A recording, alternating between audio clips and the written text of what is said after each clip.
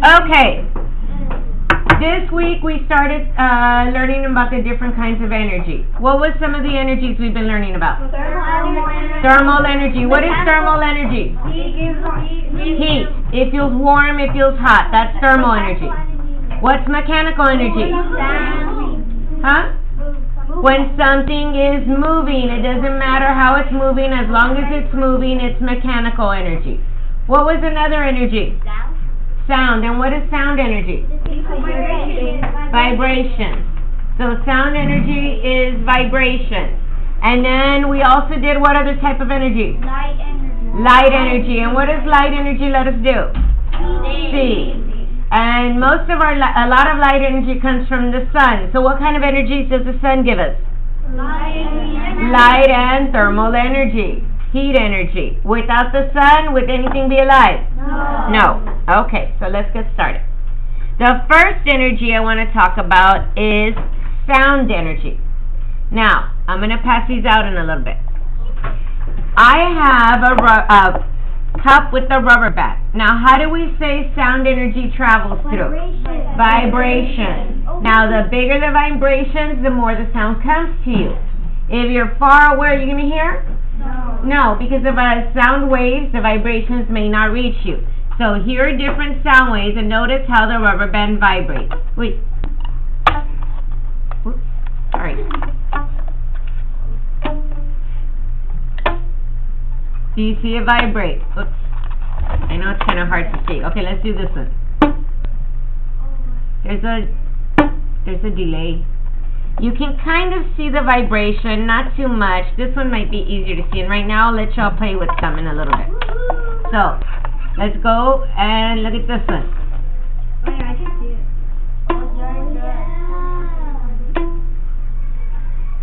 There's a delay, but because it's on the video. Okay, another way we can see vibrations is this is a tuning fork. Tuning forks vibrate. When you hit them against something, they vibrate and you hear sound. Can you see the vibrations? An easier way to see the vibrations is when I put it in water. So I'm going to hit it, and then I'm going to put the tuning fork in the water, and it's going to make the water vibrate.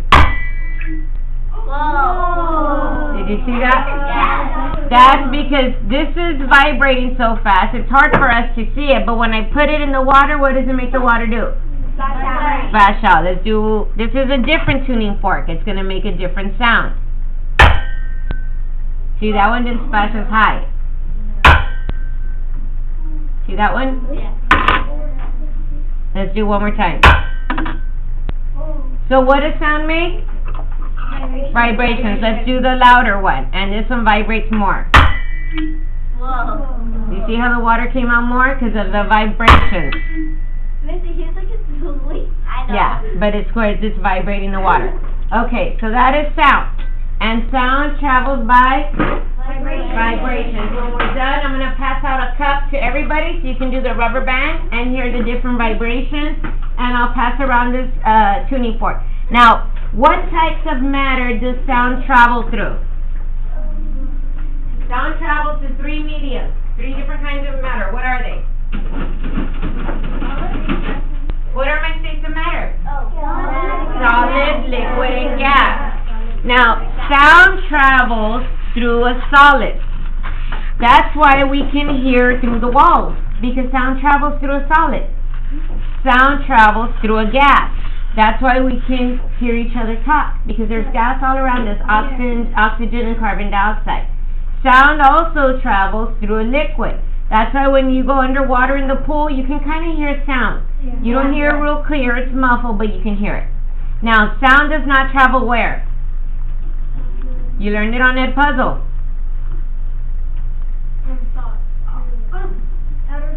Sound does not travel in outer space. It does not travel through a vacuum. Now, another way you know sound vibrates is if you touch your throat. Everybody put their hands flat against their throat. Now go, Do you feel anything? Yes. Those are vibrations. Inside your throat, you have vocal cords. And when you talk, those vocal cords are like a rubber band. They vibrate. And they make sound come out. So every time you talk, inside your throat, your vocal cords are vibrating. That's why sometimes if you yell too much, it kind of hurts right here. That's your vocal cords hurting. Okay, now, what do I have here? A battery. Now, what kind of energy is stored in a battery? Electrical energy. We can also call it chemical energy because it's not plugged into the wall. So there's chemical energy stored in here that produces electricity. So it's electrical energy. Now, I have a wire here and a wire here. Why am I using wire? Because you're gonna What did we learn about metals? They go through. What goes through? What goes through metal? Huh? Heat and electricity goes through a wire. Now, part of my wire has plastic on it, the other part does not. How come my wire has, right here, I peeled back the rubber on it. Why did I peel back the rubber? Just like us. So, it could give it more electricity?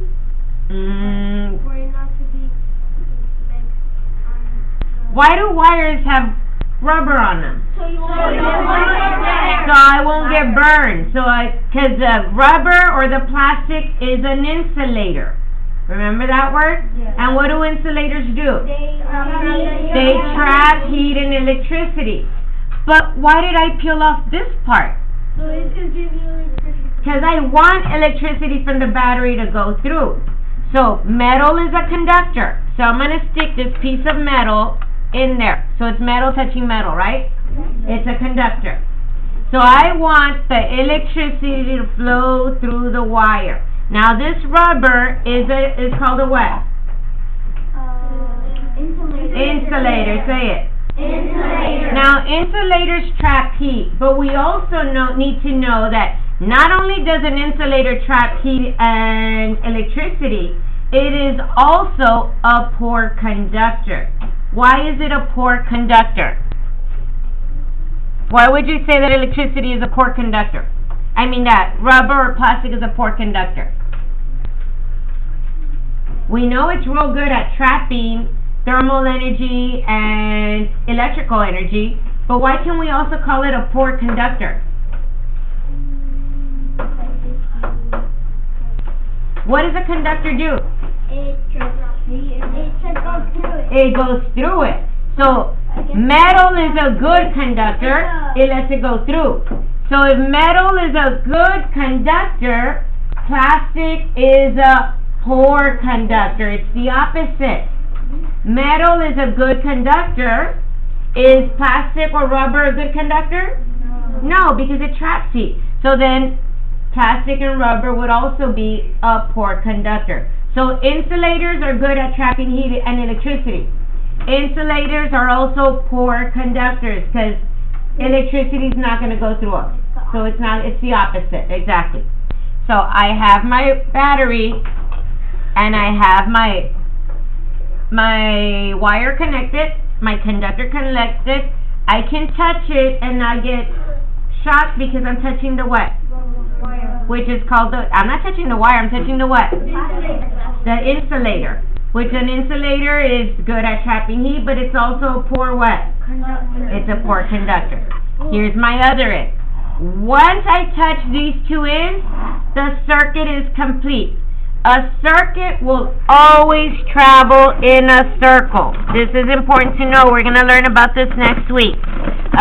Circuits travel in a complete circle. So I have my battery here, and to complete my circuit, I need it to travel in a complete circle. That completes the circuit. It closes it. Now the first thing we're going to do, and let me take out my battery because I don't want to get shocked. The first thing we're going to do is we're going to connect it to a motor. What do motors do? Think about your car. What does a motor in there do? It moves, right? Anything that has a motor moves. A fan has a motor. What does a fan do? It moves. Inside your car there's a motor. Something in there spinning and it gets the car to move. So almost anything with the motor will move. So, Miss, it's like a little thing and it goes like that and yes. it turns. So now, my metal and metal touch each other. Why do I want them touching each other? So it can pass the energy. Because they're a conductor. I want to pass the electrical energy. Now I'm using electrical tape. That way they'll stay together. Electrical tape is made out of some kind of plastic or rubber that you can touch it and you're not going to get burnt. You'll feel some heat, but you won't get burnt. Okay, now I'm connecting this together. Now, right now my motor's not turning on because what's missing? The battery. Now if I were to follow it from here all the way like this, follow, am I closing the circuit? Yes, I'm making a complete circle. Doesn't look like a perfect circle, but now I'm going to put in my battery. Wait, why isn't it turning on? Do you hear it? I hear it. So if I were to put something on it, let me see. Victoria, come hold this on the rubber. How come she can hold the rubber right here, the tape? Because it's an insulator. Now, if I touch this, you can feel it vibrate. This is spinning. So, let me see if I do this. Can you hear it? Do you see the pencil move? The popsicle stick move? Hold on. Come on. Because that is spinning. It's moving. I'll let a couple of you come touch it right now. Sit down. Danisa, come here. Come touch it over here. Come on this side of her. Feel the motor. It's spinning. That little palito in there. Now you're going to feel vibrations. You can kind of hear it. What makes sound come out of it? Vibration. So look. Do you hear that? That's because it is spinning, so it's vibrating. Natalie, come here. If you feel this little metal here, you can feel it spinning. Feel the motor. What do you feel when you touch it? You feel vibration. It's vibrating. Samadi, come here. I'm going to let different people come in. Okay, when we're done, I'll put it and everybody can take a turn. For the sake of time, that's all I'm letting. But if I do this, what do we hear? I hear sound. That shows that it's moving. Now, since this is moving, what kind of energy is it? Mechanical. And you can see the mechanical energy if I put the popsicle stick on it. Did you see it move? Because this little metal thing here is spinning. So if I put that on there, let me hold it flat. Do you see how it moves it off of there? That's mechanical energy. Oh, did I kill my battery? Hold on, it turned off. I think I killed my battery. I left it on too long. We'll put a new battery. Okay, so now, what kind of energy does the motor have? So there's mechanical and what else? Electrical energy. Yes, like on a bike, the chain moves. That's mechanical energy. So the motor, I had mechanical energy, electrical energy, and was there sound coming out of it? Yes. And I had sound energy. Now, if I leave it on, actually I can kind of feel it. If you leave it on for a long time, a motor will get what? Hot. What kind of energy is that? Thermal energy. Heat energy is thermal energy. The science word for it is thermal. Now we're going to try a buzzer. Does everybody know what a buzzer is? It goes, it makes noise. It's a buzzer. Anything that makes sound is a buzzer. This is a buzzer, my no button. But instead of just going, it says no. So in here, there's sound energy, there's electrical energy happening in there. This is a buzzer. Now, what do I need to do to make this work? Electricity. I gotta do what? I gotta connect the what? The wires. I gotta make a circuit. I gotta close the circuit. Next week we're gonna learn about circuits. Circuits will only work when they make a complete what? Circle. That's when you know you closed it. Where's my thing? So again, these little wires are tiny, tiny, tiny. And why am I using electrical tape? So I won't get shocked, I won't get burned, because this is like a plastic or a rubber and it's an insulator. An insulator is good at trapping heat and energy, but it's also a what? Besides being good, what's the opposite? It's a poor what? It's a poor conductor. That tape is like not that sticky.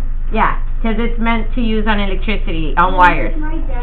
It's electrical tape.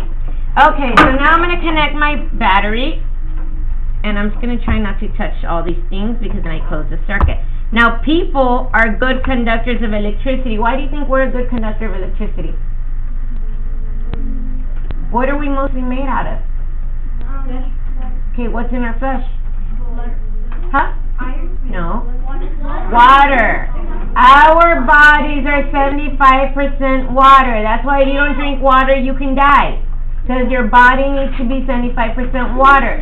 Now, because we have water in our bodies, we are good conductors. You should never work with water and electricity or you'll get shocked. Because water is a conductor. Miss, what happens if you drink too much?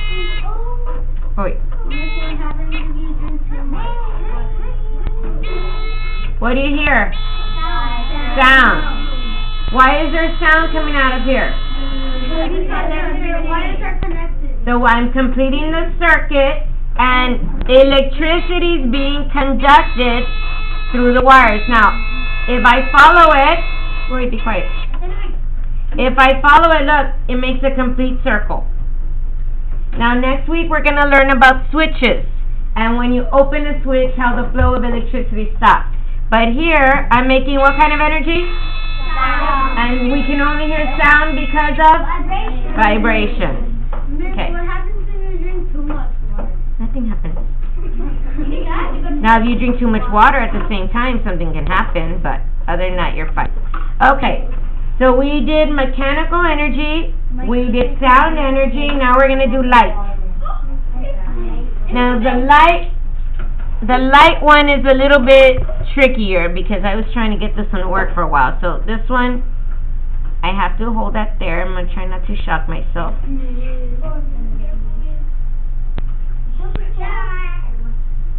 Okay, how did I get this to work right here? Miss, you're gonna shock yourself. I'm scared.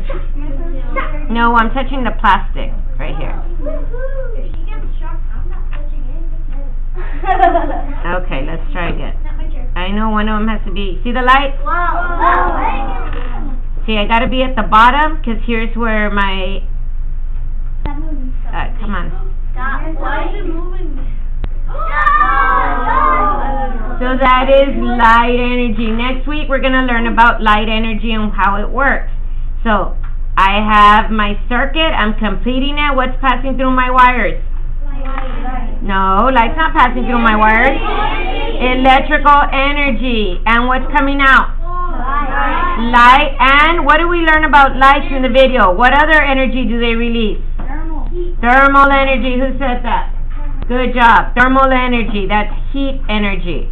So one more time. Because I'm not holding it tight.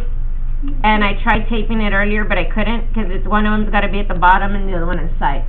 So I'm making light energy and heat thermal energy, all from electrical energy. So energy cannot be destroyed, but it can be transformed into something else. So here, I started at chemical energy in the battery. I'm connecting a positive and a negative to it. What's traveling through the wires? Electrical energy. And then that electrical energy is turning into what? Light energy and thermal energy. So I can transform energy from one thing to another. I can transform energy from one kind of energy to another. Yes? Okay, right now I'm going to pass around the cups and I'm going to let you all play with them for a little bit. Let me stop this.